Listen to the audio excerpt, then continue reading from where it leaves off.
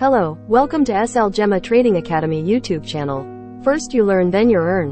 Best trading education YouTube channel in Sri Lanka. Thanks for watching my videos. Good luck with your trading. හැමෝටම සුබ දවසක් කියලා ප්‍රාර්ථනා කරනවා SL Gamma Trading Academy YouTube channel එකත් එක්ක එකතු වෙලා ඉන්න ඕගොල්ලෝ හැමෝටම. ඉතින් යාළුවනේ අපේ දෙවෙනි course එකේ දෙවෙනි පාඩම විදියට අපි පටන් ගන්න හදන්නේ මේ candlestick pattern එකක මූලික ලක්ෂණ අඳුනා ගන්න විදිය. ඉතින් ඒකදී කොහොමද අපි candlestick එකක් අඳුනගන්නේ? candlestick එකේ හැසිරීම කොහොමද? ඊට අදාළව දේවල් විස්තර ටිකක් තමයි මේ වීඩියෝ එකෙන් අපි කතා කරන්නේ. ඉතින් මේක වීඩියෝ සීරීස් එකක් විදියට යන නිසා එකෙන් එකට කියලා දෙන්න ඕන නිසා මම PDF එකක් වෙනම දාගෙන ඔයාලට මේක කියලා දෙන්න තමයි බලාපොරොත්තු වෙන්නේ. ඉතින් මෙතනදී candlestick ගැන කතා කරොත් candlestick ඒ දවස්වල ජපානයේ ඉන්න අය පාවිච්චි කරලා තියෙනවා ඒගොල්ලොන්ගේ වෙළහෙළඳාම් වලට නැත්තම් වෙළඳාම් කටයුතු වලට. ඉතින් ඒකම පොඩ්ඩක් ඇඩ්වාන්ස් කරලා ජපානයේ ඉන්න කෙනෙක්ම මේක අපිට chart එකක් විදියට යන විදියට ඒකට අදාළව වෙන වෙනම patterns වෙන වෙනම ක්‍රම නැත්තම් වෙන වෙනම දේවල් අඳුනාගෙන මේ විදියට මේ pattern එක use කරොත් මෙන්න මේ විදියට යයි කියන එක දල හදාසක් නැත්තම් ඉදිරියේ මාකට් එක හැසිරෙන විදිය අවබෝධයක් අපිට ලබා දීලා තියෙනවා. ඉතින් ඒ ගැන ඒ වගේම ඒ ගැන නැත්තම් කැන්ඩල් එකක් ගැන සම්පූර්ණ මූලික අවබෝධයක් ඔයාලට ලබා දෙන්න තමයි මේ හදන්නේ.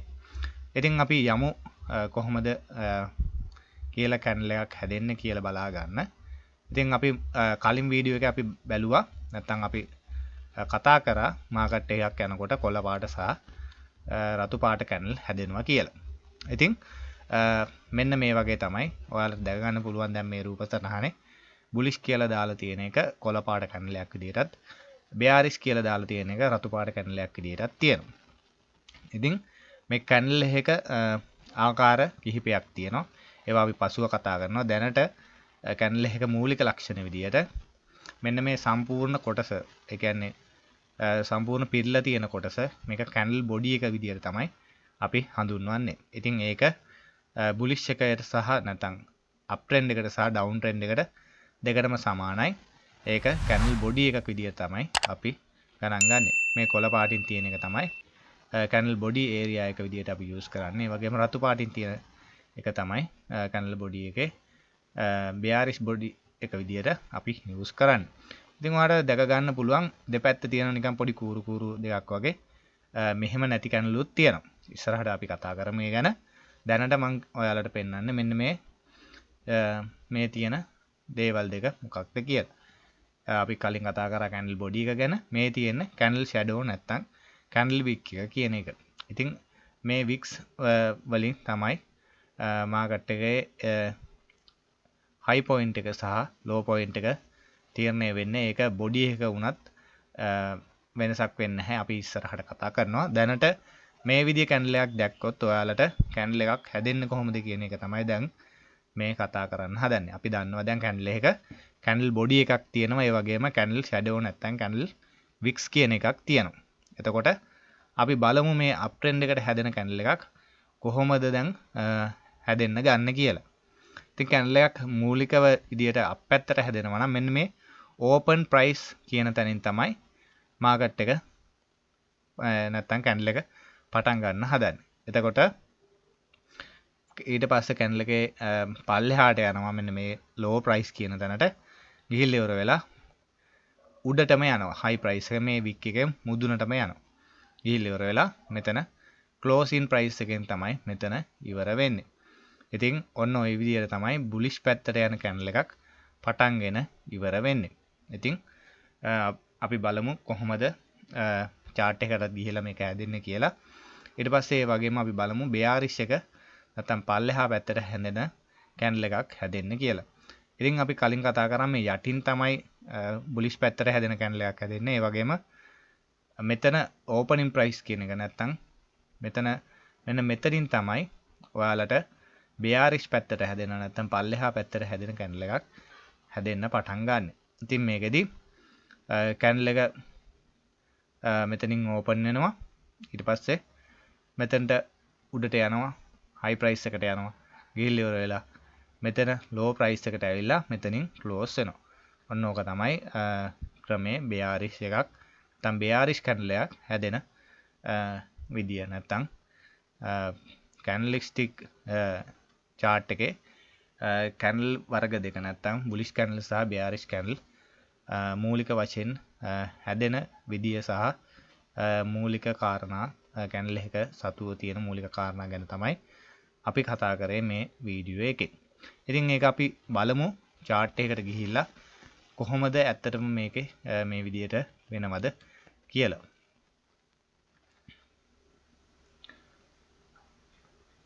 හරි. අපි දැන් බලමු කොහොමද මේ chart එකේ තියෙන කැන්ඩල් එක මේවා නැත්තම් කැන්ඩල් එකේ මූලික බේසික් දේවල් ලකුණු කරගන්නේ කොහොමද කියන එක. ඉතින් ඔයාලට පේනවා ඇති මම මේක ලකුණු කරලා තියෙන්නේ කලින් වගේම අපි කතා කරපු රූප සටහනේ වගේම මම මේ chart එකේ තියෙන කැන්ඩල් එකක් අරගෙන ලකුණු කරලා තියෙනවා. ඉතින් ඔයාලත් මේ විදිහට කරලා බලන්න. එතකොට ඔයාලට හොඳට මේක ඔලුවට යනවා වැඩේ වෙන්නේ කොහොමද කියන එක නැත්තම් මේ කැන්ඩල් එක හැදෙන්නේ කොහොමද කියන එක. ඉතින් මේ බුලිෂ් පැත්තට හැදිච්ච කැන්ඩල් එකක් තමයි මම ගත්තේ.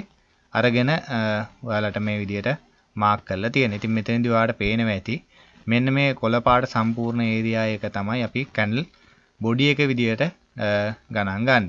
ඒ වගේම මේ උඩ තියෙන චූටි කූර වගේ එකක් සහ යට තියෙන මේ පැත්තේ තියෙන කූර වගේ එක නැත්තම් ලයින් එක අපි ගණන් ගන්නවා කැන්ඩල් වික්ස් නැත්තම් කැන්ඩල් ෂැඩෝ කියන එක. ඉතින් මෙතෙන්දී උඩ පැත්තේ කැන්ඩල් වික් එකට නැත්තම් උඩ පැත්තේ ෂැඩෝ එකට අපි කියනවා අපර් ෂැඩෝ එක අපර් වික් එක කියලා. ඒ වගේම යට පැත්තේ තියෙන එකට කියනවා ලෝවර් ෂැඩෝ එක නැත්තම් ලෝවර් වික් එක කියලා. හරි. ඉතින් මම කලින් රූප සටහනේ කතා කරපු විදිහට මේ බුලිෂ් පැත්තට හැදෙන කැන්ඩල් එකක් ඕපන් වෙන්නේ මෙන්න මෙතනින්. ඒ වගේම ඕපන් වෙලා මේ ලෝ ප්‍රයිස් එකට යනවා. ලෝ ප්‍රයිස් එකට ගිහිල්ලා මෙතන හයි ප්‍රයිස් එකට ගිහිල්ලා ක්ලෝස් වෙන්නේ මෙන්න මෙතනින්. අපි ඒක බලමු කොහොමද වෙන්නේ කියලා. මම මෙන්න මේ වගේ පාත් කියන ටූල් එක යූස් කරනවා මේකට. මෙන්න මෙතනින් මෙයා මෙතනට එනවා. මෙතන ලෝ එකට එනවා. ලෝ එකට ඇවිල්ලා හයි ප්‍රයිස් එකට ගිහිල්ලා මෙතනින් ක්ලෝස් වෙනවා. ඔන්න ඔය වගේ දෙයක් තමයි මෙතනදී වෙන්නේ. ඉතින් ඔයාලට දැන් අවබෝධ වෙනවා ඇති කොහොමද මේක වෙන්නේ කියලා. නැත්නම් මේ බුලිෂ් පැත්තට හැදෙන කැන්ඩල් එකක් කට අදාළ දේවල් මොනවද? ඒ වගේම කැන්ඩල් එක හැදෙන්නේ කොහොමද කියන එක දැන් ඔයාලට අවබෝධයක් එන්න ඇති. අපි ඒ වගේම බලමු bearish පැත්තට හැදෙන කැන්ඩල් එකක් කොහොමද හැදෙන්නේ සහ ඒකේ ක්‍රියාකාරීත්වය chart එකක තියෙන කැන්ඩල් එකකින්ම අපි මේ වගේම බලමු කොහොමද වෙන්නේ කියන එක.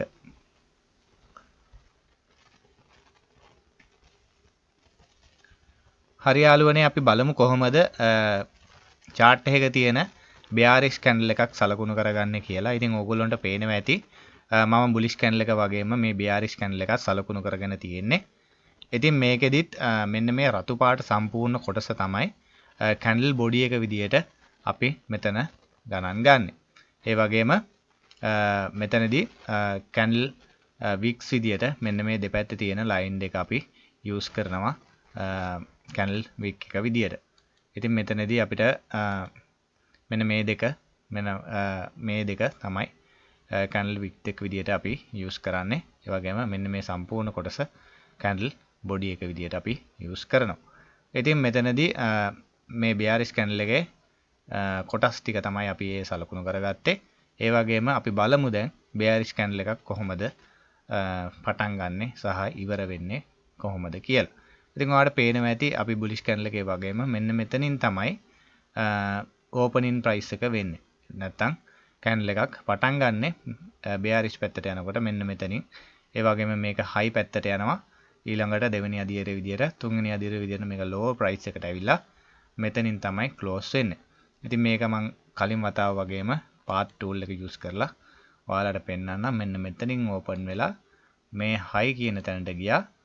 මෙයා low කියන තැනට ඇවිල්ලා මෙතනින් close වුණා. ඉතින් ඔන්න ඕක තමයි මේ bearish candle එකේ ක්‍රියාකාරීත්වය වෙන විදිය ඔයාලට පැහැදිලි කිරීමක් කරේ. ඉතින් මං හිතනවා දැන් ඕගොල්ලොන්ට බුලිෂ් සහ බියාරිස් කැන්ඩල් වල මූලික කාරණා මොනවද? ඒ වගේම බුලිෂ් සහ බියාරිස් කැන්ඩල් හැදෙන්නේ කොහොමද කියන එක ඔයාලට දලව අවබෝධයක්ට වඩා හොඳ අවබෝධයක් ලැබෙන්න ඇති කියලා. ඉතින් මේ වගේ අලුත් වෙන වීඩියෝ එකකින් හමු වෙන බලාපොරොත්තුෙන් ගිහින් එන්නම්. හැමෝටම එහෙනම් සුබම සුබ දවසක්.